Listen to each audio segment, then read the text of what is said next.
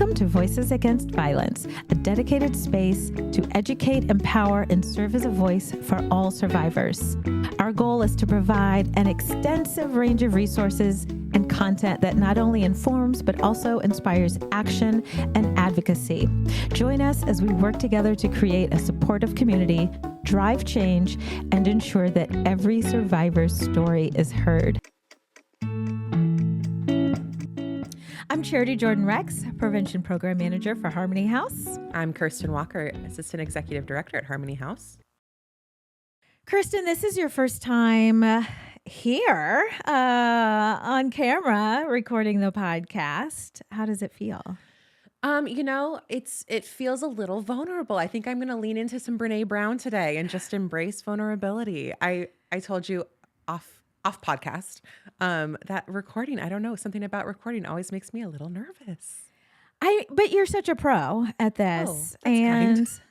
No, you are. Thanks. Like, we're talking about things that you know a lot about, your expertise. Thanks. So we're talking about today what's at the root of domestic violence. So this is really upstream thinking and requires upstream solutions. So the conversation might get a little pearl clutchy. I forgot my pearls. What are we going to do, Charity? I didn't know there was props involved.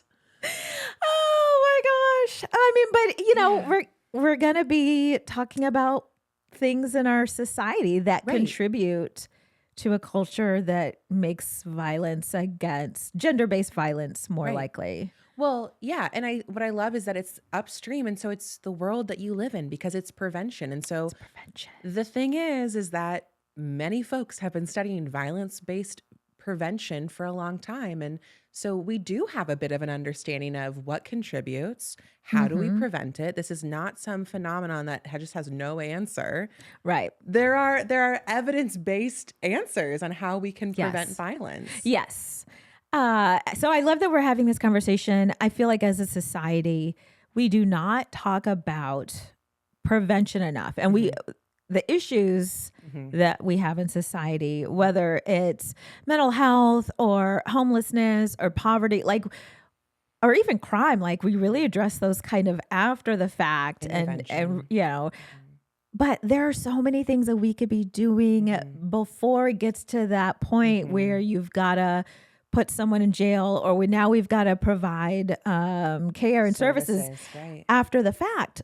As a society, we could just be doing better. And so, but let's talk about domestic violence. Right. But the thing is that in order for us to do that prevention work, we have to be willing to critically think about the culture that we're living in. And the thing about being in the culture that we live in is that we kind of just get, it's like the fish in water, right? You don't realize that you're in water. And so until you kind of take that step back and getting a little bit critical and analyzing, why do I hold that belief? Yes. Why do I have these narratives about power and control or relationship dynamics or gender stereotypes that I have? Well, you're seeped in this culture. Yeah. I feel like I do a lot of self-reflection. I love a good self-help book. I'm always thinking about why do I have this belief? Why do I respond this way? Where did that idea come from? And that I've done that kind of my whole adult life. And I was shocked to learn at some point that not everyone is that introspective and they're really evaluating their own priorities, values, beliefs. And some people just hold the same values and beliefs their whole life. For sure. But I recognize that unpacking your own beliefs is so closely tied to your identity, to the people that you love, and to unpack that, maybe to go against everyone that you know and love. And so that's really difficult. Yeah, it absolutely can be.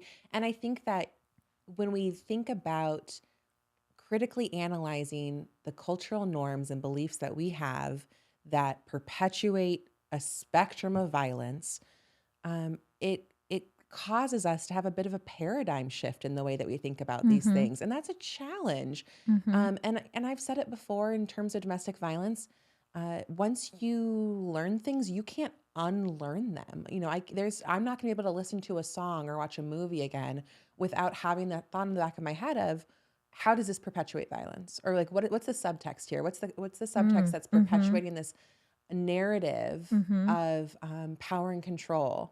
And it's kind of just like this. It's a new lens that you start putting on, and then you just can't take off, in my experience. Yeah. I feel like we should start at the top, and let's just remind everyone, all of our faithful listeners, you've heard us say this before, but maybe you're new. Maybe this is the first time you're catching Voices Against Violence. Welcome. What is domestic violence? Yeah. Well, domestic violence is a series. It can be an event or series of events where there is violence or intimidation being used to control a partner. What would you add to that definition? Just a pattern of power and control. Yeah. Yeah. So then that leads to the next. I guess, let's clarify. Sorry to interrupt you, but I just want to be specific with our language, because violence doesn't have to be physical violence. Yes. So I just want to clarify that point. Thank you for that clarification. It does not have to be physical. Yeah. So someone can be experiencing domestic violence. It might be emotional. It might be technological, stalking, sexual, financial. Right. So it might not be physical at all. Right. I will say, though, I feel like even if it's not physical, I feel like there's always the threat that it could be. I've heard that so many times from survivors. Yeah. Which is like both emotional, but the threat of physical harm is. But anyway. Yeah. So, yeah, I mean, we're talking about all of those forms. Yeah. Thanks for allowing me that clarification, because words matter. And words so when matter. when I say violence, someone might be thinking, oh, physical violence. Yeah. Yeah, we are not just talking about physical violence, but really all of those different forms of abuse that one person is making a conscious choice to use. So I feel like that automatically leads to the next thing, which is a little bit of myth busting, but they seem like such a nice person. Or, they had, childhood trauma. Oh, sure. Yeah. As do most individuals, right? We talked about adverse childhood experiences on one of our episodes. Most people have experienced at least one adverse childhood experience. And yet not everybody is abusive towards their partners. Yeah. So that's not the only thing in the mix here. Yeah. I always say, like, there are lots of people walking around with childhood trauma, lots of people with severe mental illness, anger management issues, like they're not abusing their partners. Right. So we can know that it might exacerbate abuse. Sure. It can contribute to it, but those things by themselves do not cause it. And the other thing I think whenever I hear things like that, like, oh, but he was so charming. Oh, I think of like Ted Bundy. How good looking was Ted Bundy? Well, it's a good point. I mean, I don't know, but but I feel like some of those folks, they're attractive, they're charming, and that's how they get their victims. Well, like, yeah, that's a good point. Nobody walks around with announcing their red flags. No, they're going to be nice, so they can hook you. So it's a good point. It might not even just be that they are. It might be purposeful that they're so charming and so engaging and maybe really doting at first, right? We talk about love bombing pretty regularly, and that is a strategy. Like that's it's by design. It's by design, yeah. And so a lot of times you hear people describe this experience of dating like Dr. Jekyll, Mr. Hyde kind of situation. And it's like, well, yeah, it's because that's part of how you keep somebody hooked in this cycle. Yeah. I had someone say to me, well, he's not like this with anyone else, just me. That's how you know, because if someone really had, let's say, a severe mental illness or a severe anger management issue, they're going to be having issues everywhere they go, and not just with one person. Well, and I hear that too with the anger management thing of, oh, they have trouble controlling their temper. They've got an anger management issue. And my follow-up question is always, do they have this problem at work? Do they speak to their boss like they speak to you?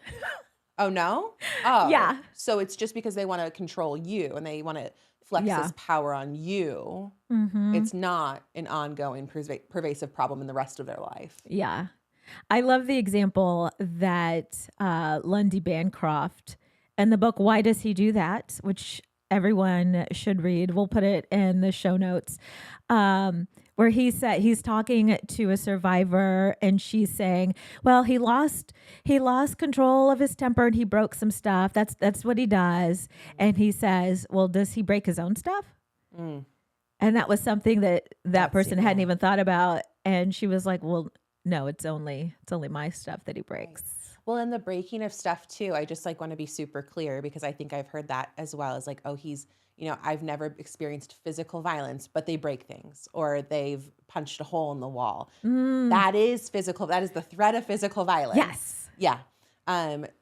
Yeah.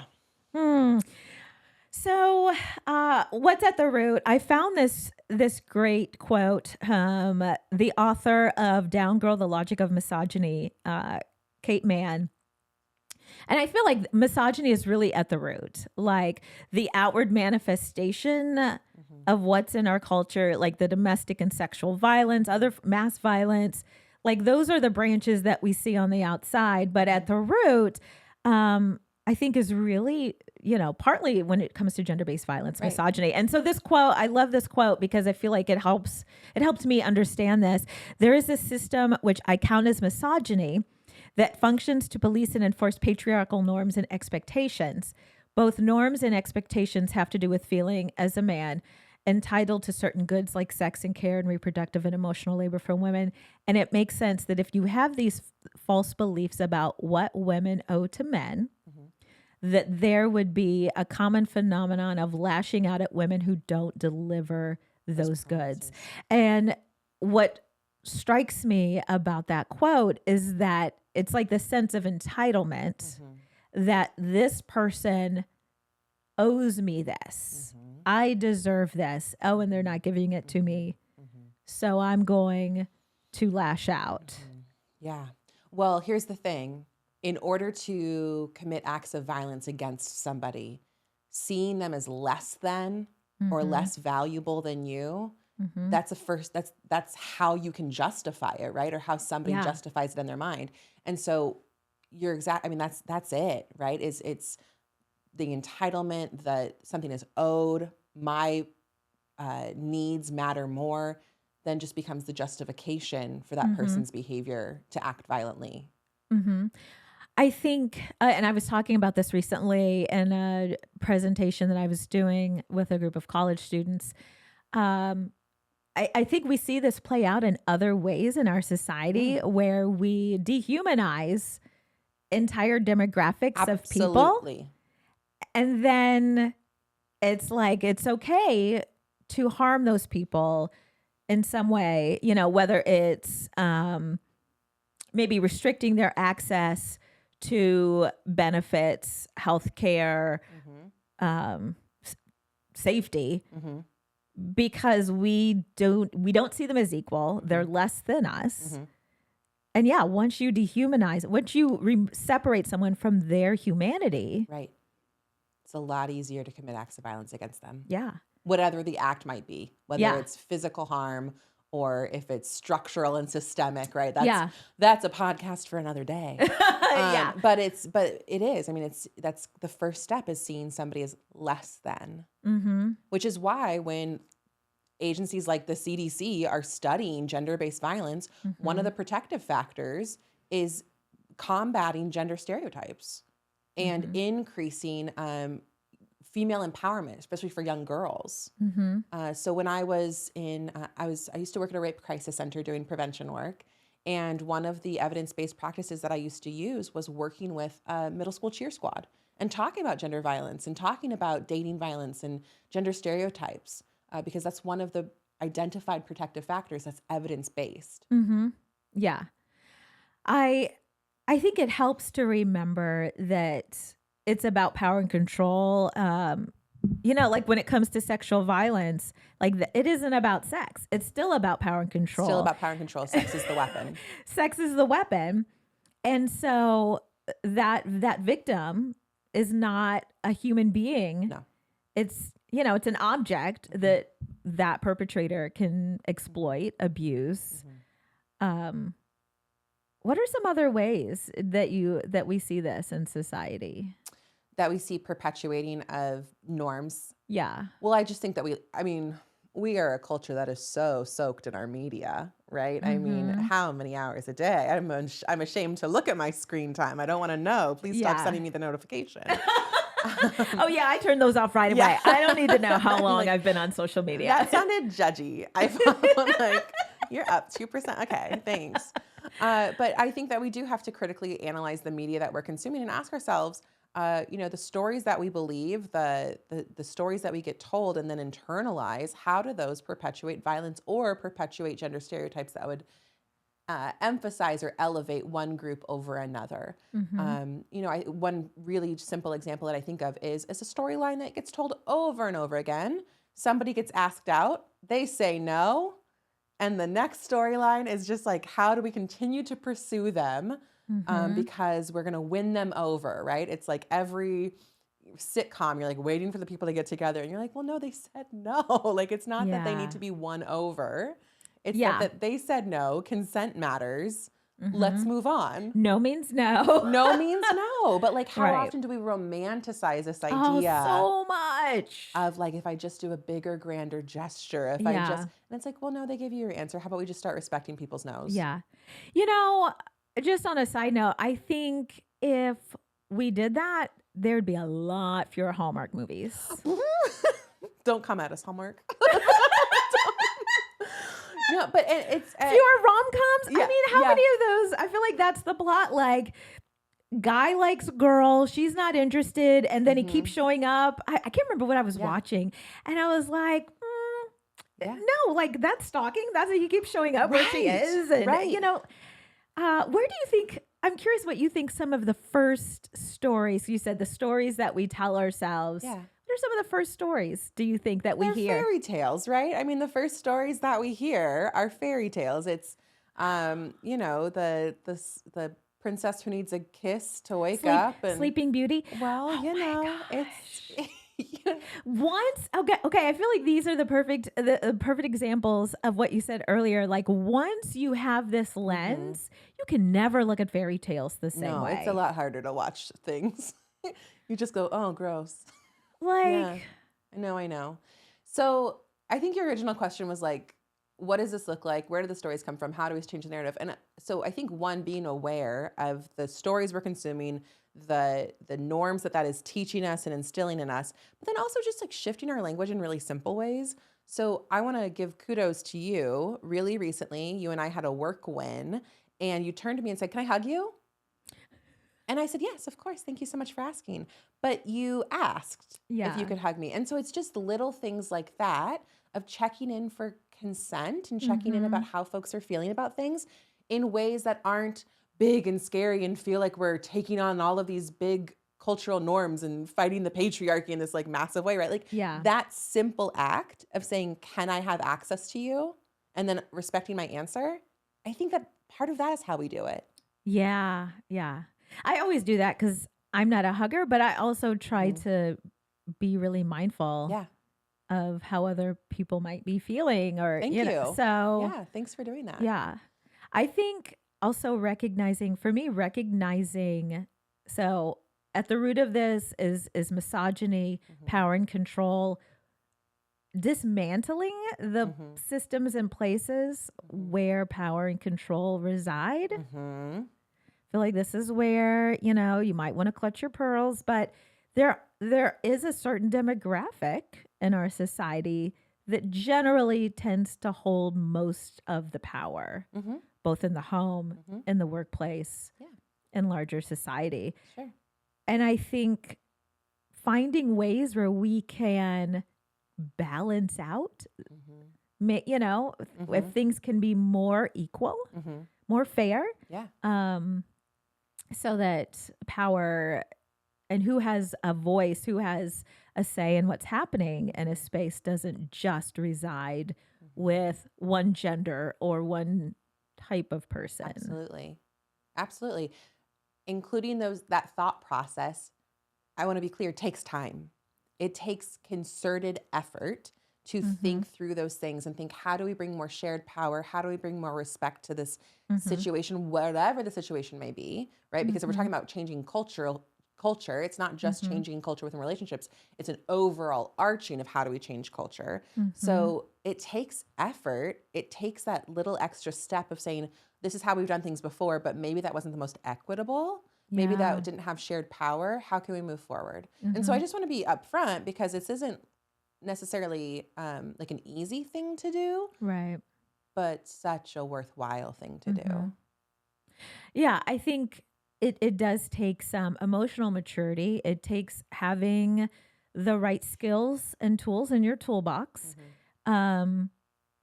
Like nobody is born understanding algebra. Like you've got to learn it, And then some of us still don't understand algebra. And some of us did really good at algebra in high school and now have forgotten everything that they learned. But it's a journey. So like there's no shame if, maybe you feel like, ooh, that's me. I really love Sleeping Beauty. Like there's no shame in that. I think it's just being aware and understanding that like it's a shift. It's a shift. It's a shift, and it takes time. It takes time. And also that shift it will be uncomfortable. It will challenge us. It will challenge us. It will also, sometimes when we're looking at shifting cultural norms, the immediate reaction is defensive-ness.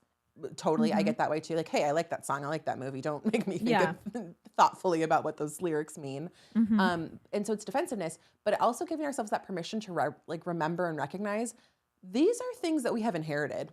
These are centuries old of learning how we behave and how we interact with each other. And so just kind of that grace too, to recognize we've inherited the system.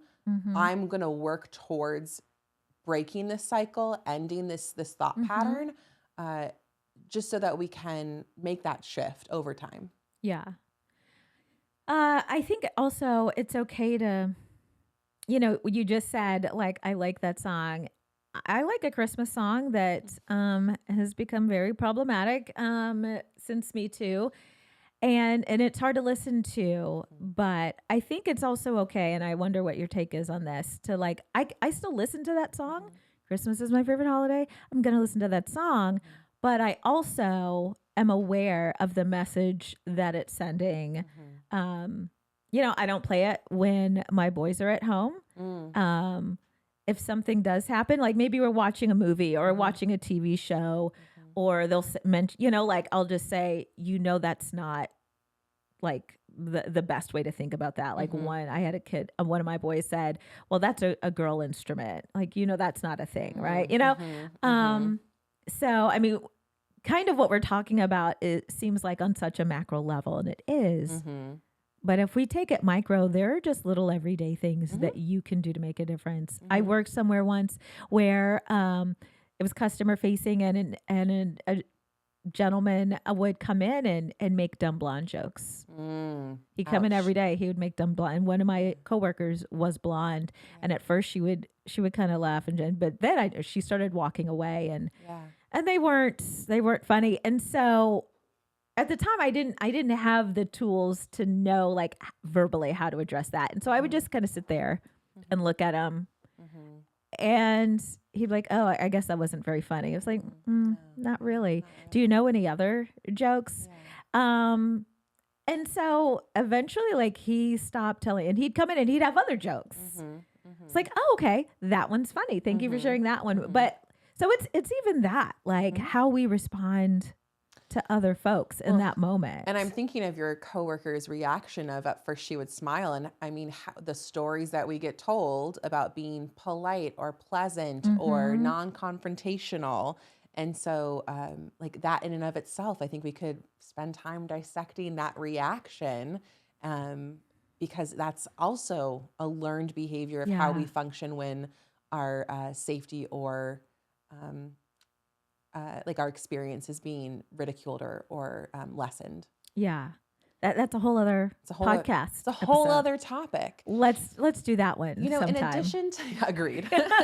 In addition to looking at how we're thinking about media and the messaging, I also, something that I've personally been working on a lot lately is taking violent language out of my vernacular. Like, how often our phrases are just violent. Okay, give me an example. Let me shoot you an email.